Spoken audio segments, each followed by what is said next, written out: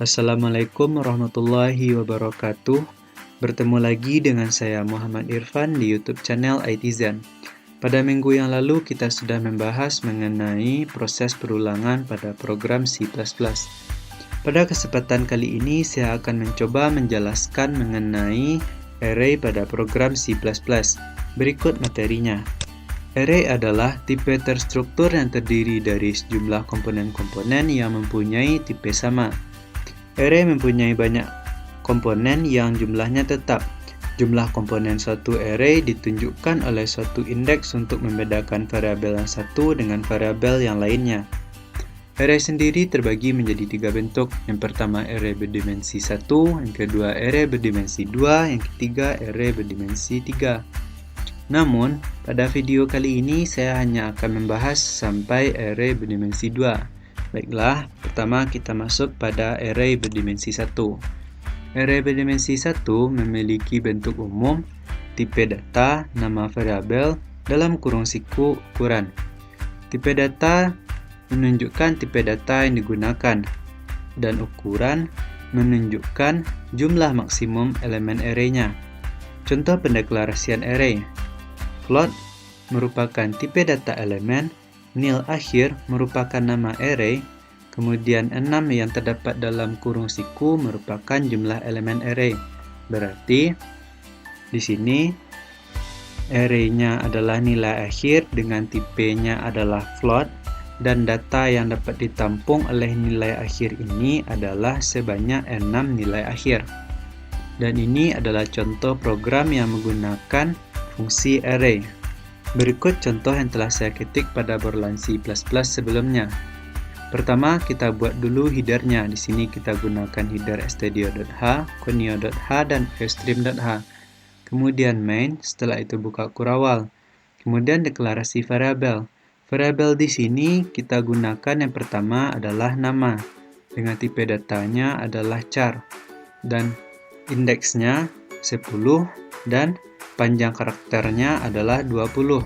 Kemudian ada variabel nib dengan tipe datanya adalah char dan indeksnya 10 dan panjang karakternya adalah 10.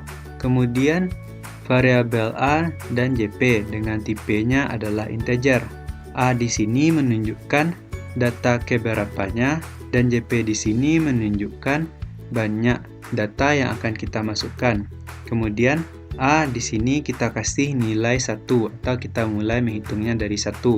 Kemudian cout masukkan jumlah pegawai, kemudian sin jp, kemudian cout kita buat garis, setelah itu pindah baris, kemudian masuk pada proses perulangan. For A sama dengan 1, A kecil sama dari jp, dan A++.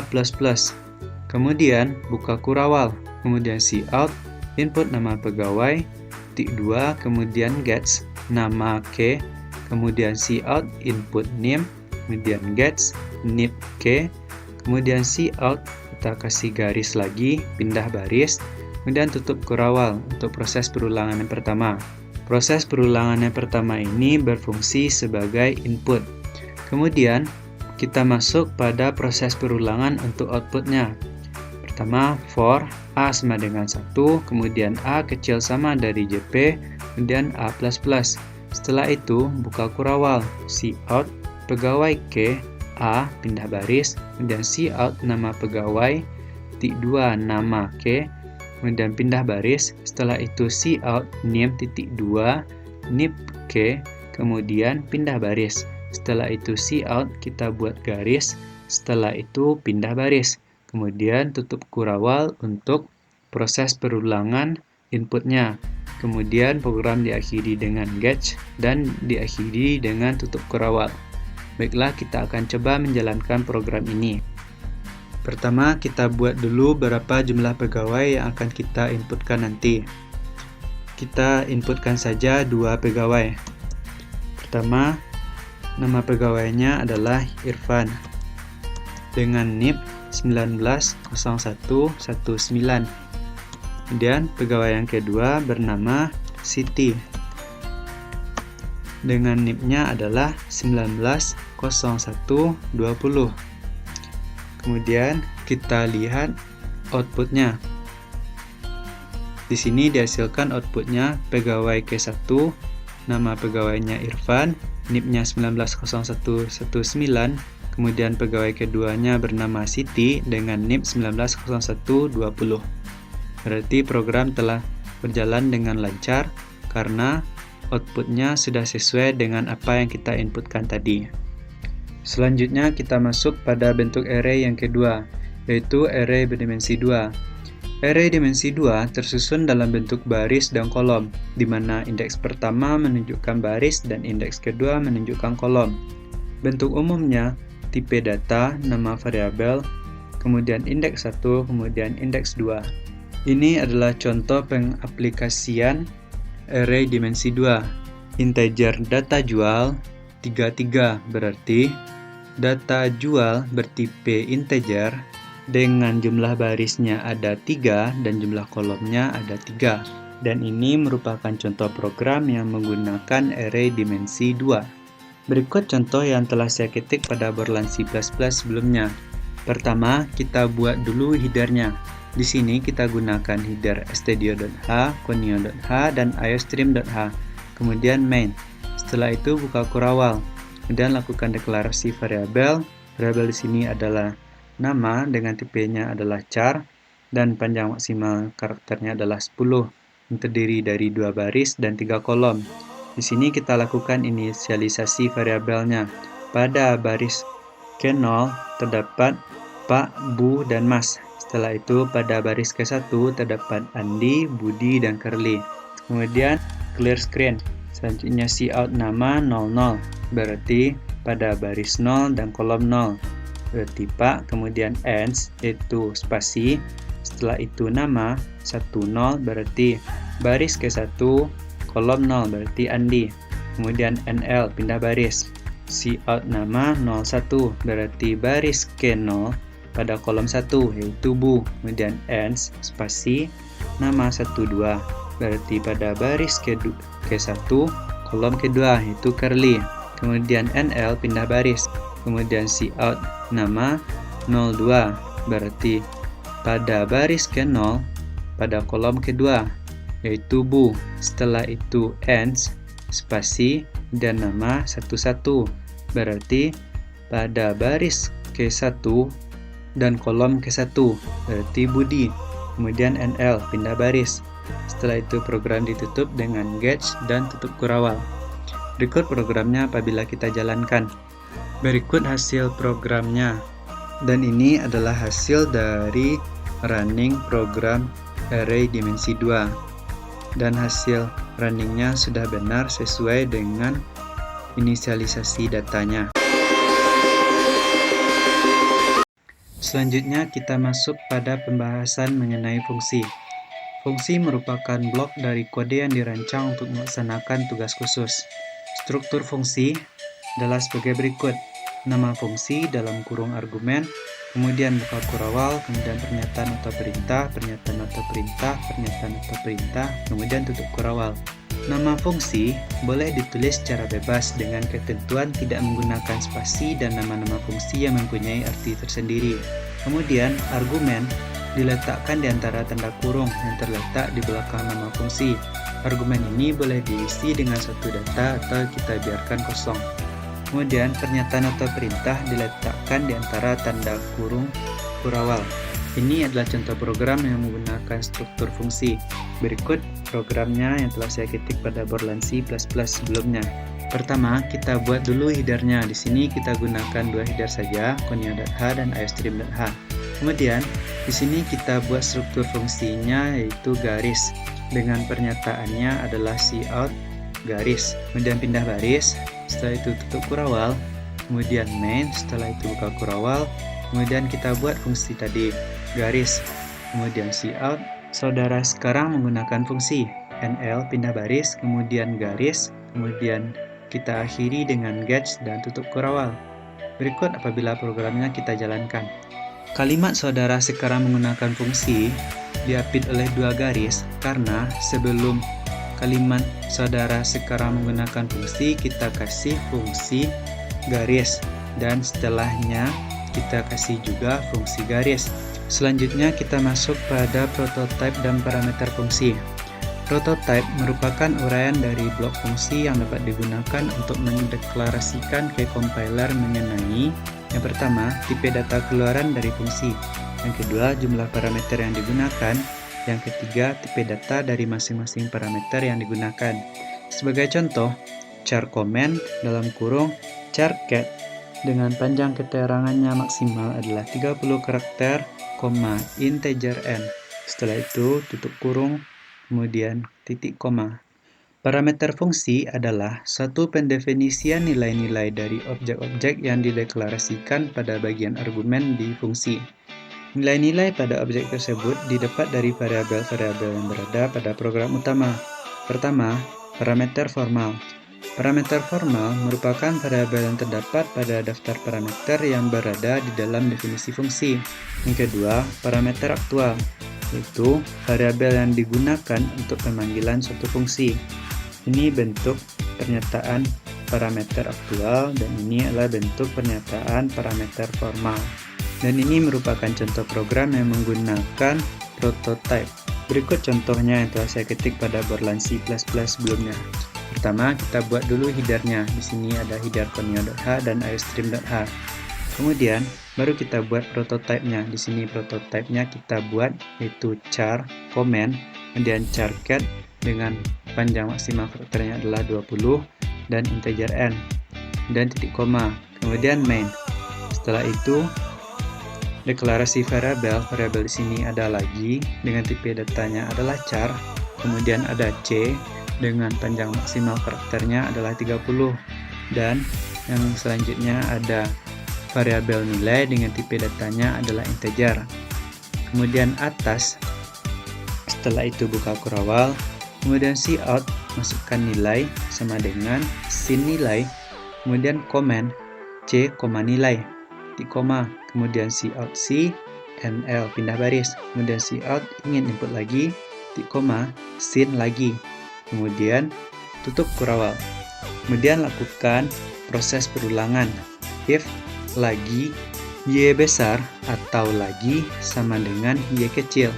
Kemudian buka kurawal, kemudian go to atas untuk mengulang program ini apabila kita menjawabnya adalah y besar atau y kecil.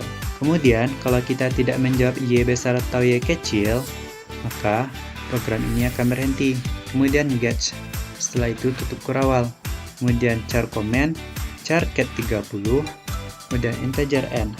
Kemudian buka kurawal, kemudian integer a, kemudian a sama dengan n modulus 2, titik koma. Kemudian if a sama dengan 1 atau a bernilai 1, kemudian strcpy cat bilangan ganjil, berarti nanti akan tampil bilangan ganjil apabila a-nya itu sama dengan 1. Namun apabila selain 1, maka akan muncul keterangan bilangan genap. Kemudian tutup kurawal. Berikut apabila program ini kita jalankan. Kita masukkan nilai contohnya 12. Ini merupakan angka genap. Coba kita lihat keterangan yang akan muncul. Bilangan genap. Ingin input lagi. Ketika kita jawab ya atau y kecil, maka kita akan disuruh masukkan nilai lagi. Kita coba 3. 3 merupakan angka ganjil. Kita lihat keterangannya. Maka muncul bilangan ganjil. Setelah itu, apabila kita tidak ingin lagi menginputkan nilai, maka kita tinggal ketik saja huruf selain y. Baik itu huruf t atau yang lain-lain. Kita buat saja t di sini yang berarti tidak. Dan enter. Setelah itu enter lagi, maka program akan tertutup dengan sendirinya. Selanjutnya kita masuk pada fungsi pengembali nilai atau fungsi return. Fungsi ini berguna untuk mengirimkan nilai atau nilai dari suatu fungsi ke fungsi yang lain yang memanggilnya. Pernyataan return diikuti oleh argumen berupa nilai yang akan dikirimkan. Syarat utama dalam pembuatan fungsi return adalah nama fungsi yang dapat mengembalikan nilai, karena nilai hasil parameter formal akan disimpan pada nama fungsi. Ini adalah contoh program yang menggunakan fungsi return. Berikut contoh programnya yang telah saya ketik pada Borland C++ sebelumnya. Pertama kita buat headernya. Di sini ada header conio.h dan iostream.h. Kemudian float luas integer r, kemudian return 3,14 kali r kali r. Kemudian tutup kurawal, kemudian float keliling integer r. Kemudian buka kurawal, kemudian return 3,14 kali 2 kali r, koma. Kemudian tutup kurawal. Kemudian main, setelah itu buka kurawal. Kemudian lakukan deklarasi variabel. Variabel di sini adalah jari-jari dengan tipe datanya adalah integer. Kemudian clear screen. Setelah itu cout, masukkan jari-jari lingkaran. Kemudian sin jari-jari. Kemudian cout luas lingkaran, luas jari-jari. Kemudian pindah baris. Kemudian cout keliling lingkaran titik 2. Kemudian keliling dalam kurung jari-jari. Kemudian pindah baris. Kemudian kita tutup dengan getch dan tutup kurawal. Berikut apabila programnya kita jalankan. Pertama kita masukkan dulu jari-jari lingkarannya. Kita coba masukkan jari-jari lingkarannya 3. Maka akan diperoleh luas lingkarannya 28,26 dan keliling lingkarannya adalah 18,24. Selanjutnya kita masuk pada pembahasan struktur. Struktur berguna untuk mengelompokkan sejumlah data yang mempunyai tipe data yang berbeda. Variabel-variabel yang membentuk sebuah struktur kita sebut sebagai elemen struktur. Ini merupakan bentuk deklarasi struktur, yaitu struk, nama tipe struktur, kemudian buka kurawal elemen struktur, titik koma, kemudian tutup kurawal. Atau boleh juga penulisannya struk, buka kurawal, kemudian elemen struktur, kemudian tutup kurawal, baru kita ketikkan nama tipe strukturnya. Ini adalah contoh program yang menggunakan fungsi struk. Berikut programnya telah saya ketik pada Borland C++ sebelumnya. Pertama kita buat dulu headernya, ada stdio.h, conio.h, dan iostream.h. Kemudian main, setelah itu buka kurawal. Kemudian kita masuk pada fungsi struknya. Kemudian buka kurawal, setelah itu kita deklarasikan variabel pada struknya, yaitu ada nim dengan tipe datanya adalah char dengan panjang maksimalnya adalah 20 karakter.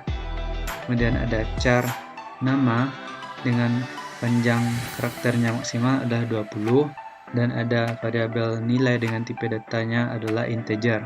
Kemudian untuk nama tipe strukturnya adalah mahasiswa. Kemudian kita buat inputannya, masukkan name, titik 2, gets mahasiswa, titik name. Kemudian cout, masukkan nama mahasiswa, titik 2, gets mahasiswa, titik nama.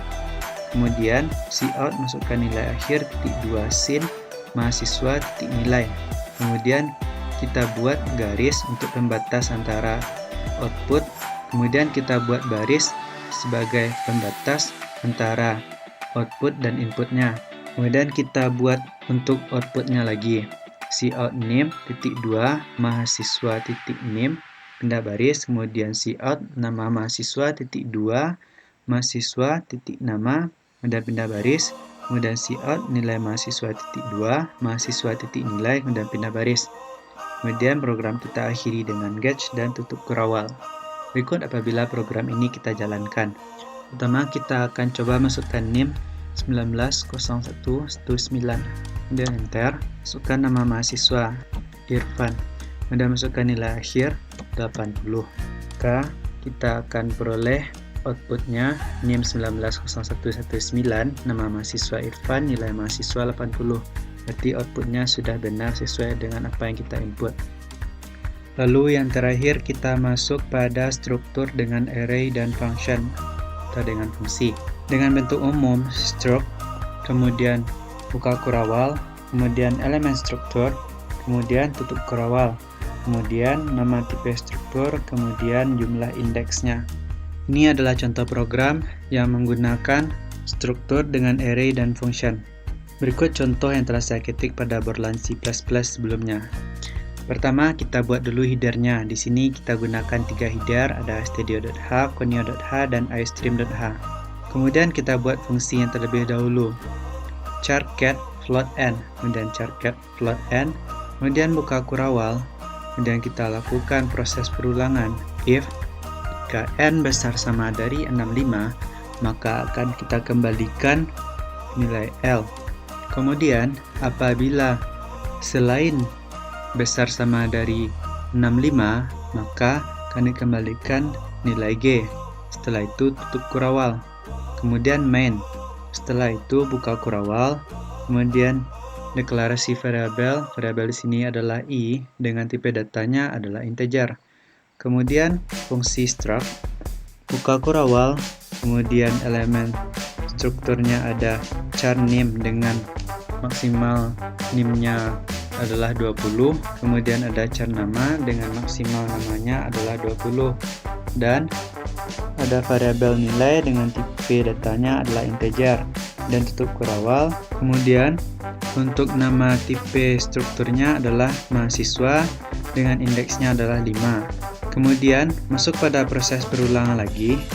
For I sama dengan 1, kemudian titik koma I kecil sama dari 3, kemudian titik koma I++, kemudian buka kurawal, cout data K INL pindah baris, kemudian cout masukkan NIM, titik 2 gets mahasiswa K titik NIM, kemudian cout masukkan nama mahasiswa, titik 2 gets mahasiswa K titik nama, kemudian cout masukkan nilai akhir, titik 2 sin mahasiswa K titik nilai, kemudian cout kita buat garis, setelah itu pindah baris, kemudian tutup kurawal. Kemudian untuk outputnya kita gunakan proses berulangan lagi. For I sama dengan 1, I kecil sama dari 3, I++. Setelah itu buka kurawal, kita buat lagi garis, kemudian pindah baris.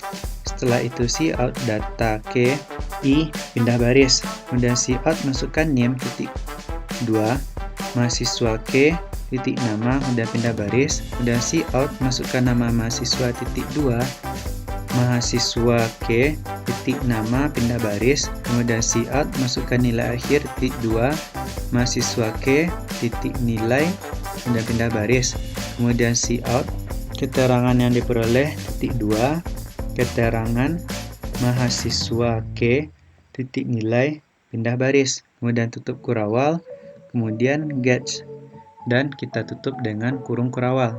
Berikut apabila program ini kita jalankan. Untuk data ke-1 kita masukkan NIM 190119, dan untuk nama mahasiswanya Irfan, nilai akhirnya 80, dan untuk data keduanya 190120, dan namanya adalah Budi, dan nilai akhirnya adalah 75. Kemudian untuk data ketiganya NIM-nya adalah 190121 dengan namanya adalah Aisyah, dan nilai akhirnya adalah 65. Kemudian enter. Maka kita akan peroleh outputnya. NIM yang pertama adalah 190119, kemudian untuk mahasiswanya Irfan, dan nilai akhirnya 80, kemudian keterangan yang diperolehnya adalah lulus atau L. Kemudian untuk data kedua, NIM-nya 190120, nama mahasiswanya Budi, nilai akhirnya 75, dan keterangan diperoleh juga lulus. Kemudian untuk data ketiga, kita peroleh NIM 190121, kemudian nama mahasiswanya Aisyah, kemudian nilai akhirnya adalah 65. Dan keterangan kita peroleh adalah G atau gagal. Nah, hanya ini yang dapat saya sampaikan pada video kali ini. Salah dan kurang saya mohon maaf. Saya sudahi. Wabillahi taufiq wal hidayah. Assalamualaikum warahmatullahi wabarakatuh.